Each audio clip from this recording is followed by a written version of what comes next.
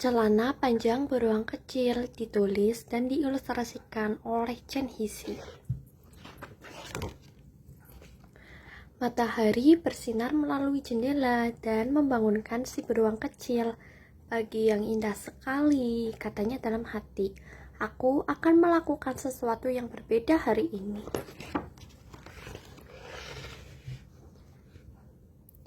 Dia melompat turun dari tempat tidur, melepas piyamanya, dan mencari celana panjangnya.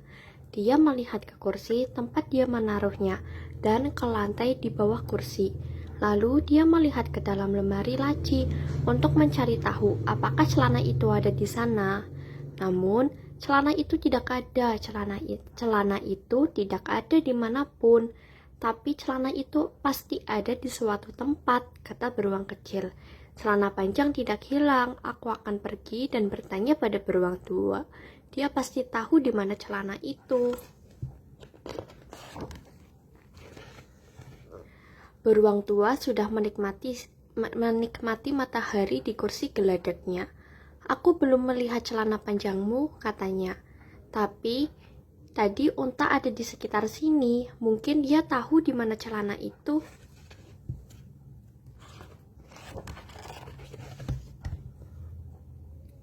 Sayang, kata unta, ketika beruang kecil menemuinya beberapa menit kemudian. Aku menemukannya. Kupikir itu sepasang penghangat punuk, dan aku mencobanya untuk melihat apakah pas untukku. Itu memang membuat punukku tetap hangat, tetapi udaranya masuk ke bagian atas, jadi kuputuskan ini lebih baik. Dan dia menunjukkan kepada beruang kecil 2 topi pom-pom yang sangat bagus, satu untuk satu punuk. Aku memberikan penghangat punuk lama itu kepada pelaut untuk digunakan sebagai layar dan untuk kapalnya. Naiklah ke punggungku dan mari kita lihat apakah kita dapat menemukannya. Beruang kecil bergegas berdiri dan mereka berlari kencang ke arah kamar mandi.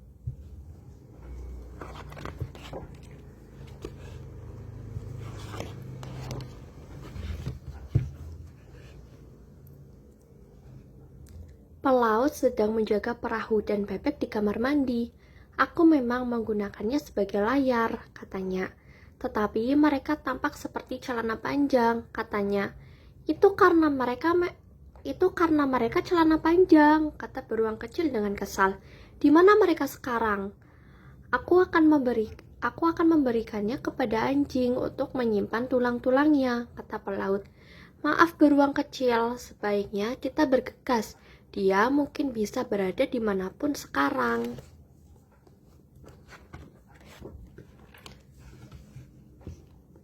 Anjing dengan senang hati mengubur tulang-tulangnya di pot bunga ketika si beruang kecil menemukannya.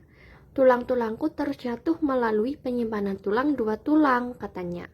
Penyimpanan tulang 2 tulang, teriak si beruang kecil dengan cemas. Oh anjing, tidak bisakah kau mengenali celana panjang saat kau melihatnya? Ya ampun, kata si anjing. Aku merasa konyol. Aku memberikannya kepada si kelinci. Dia bilang dia butuh topi ski dan celana panjangmu tampak sempurna. Aku minta maaf.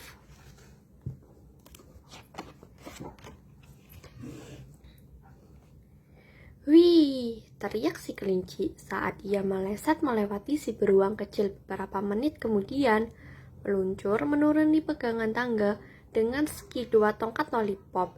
Ia tidak mengenakan celana panjang si beruang kecil di kepalanya sekarang, tapi aku sudah mengenakannya tadi, jelasnya saat si beruang kecil menyusulnya. Itu membuat topi kelinci yang cantik dengan banyak ruang untuk telingaku. Tetapi topi itu melorot menutupi mataku dan aku terjatuh. Jadi kuputuskan lebih aman tanpa topi itu. Aku memberikannya kepada zebra untuk membawa batu bata bangunannya.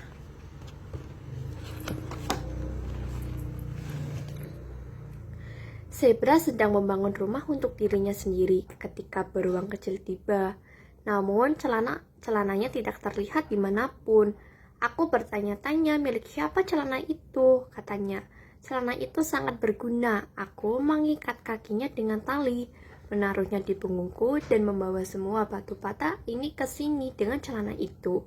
Namun, ketika aku memiliki cukup batu bata untuk rumahku, aku memberikannya kepada bebek untuk digunakan sebagai bendera untuk istana pasirnya.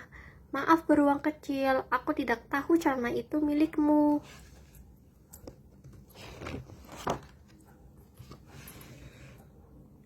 Bebek berada di nampan pasir sambil menatap kastil yang telah dibuatnya dengan sedih. Tidak ada bendera celana di atasnya sekarang. Aku memang menggunakan bendera yang diberikan zebra kepadaku, desahnya. Tetapi Bramwell Brown datang dan berkata bahwa itulah yang sangat dia butuhkan di dapur.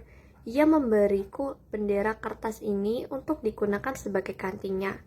Tidak apa-apa, kata beruang kecil mendesah, merasa cukup senang bahwa celananya tidak tertutup pasir. Cukup menjadi sangat kacau. Dapur menjadi sangat kacau. Ada mangkuk, sendok, telur, dan tepung. Dan di tengah-tengah semuanya duduklah Bramwell Brown.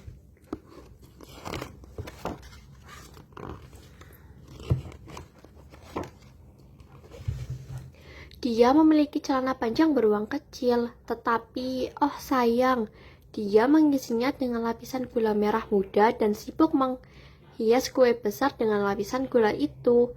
Ini kue untuk acara khusus, kata Bramwell. Dan kau harus menaruh lapisan gula pada kue untuk acara khusus. Aku pikir aku bisa membuat 2 garis sekaligus dengan kantong lapisan gula ini. Tapi itu bukan kantong lapisan gula, itu celana panjangku, dengus beruang kecil, berusaha keras untuk tidak menangis. Aku pikir aku pernah melihatnya sebelumnya, kata Bramwell Brown.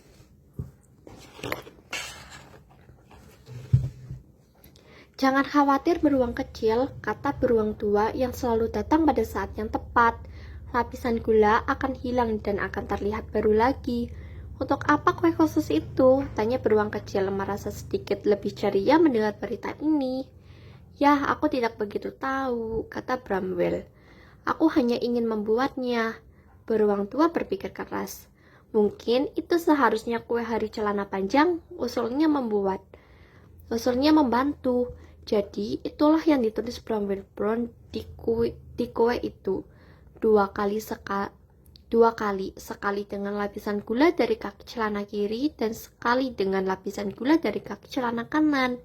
Di tengahnya tertulis selamat hari celana panjang dan ada pola celana panjang di sekeliling tepinya.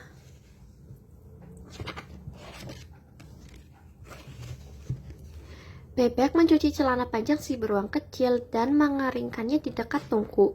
Kemudian semua mainan duduk dan menikmati sepotong kue dan merayakan ketika beruang kecil kehilangan dan menemukan celananya. Dan sejak hari celana panjang, si beruang kecil tidur dengan celana panjang di bawah bantalnya. Tidak akan ada yang menemukannya di sana, katanya.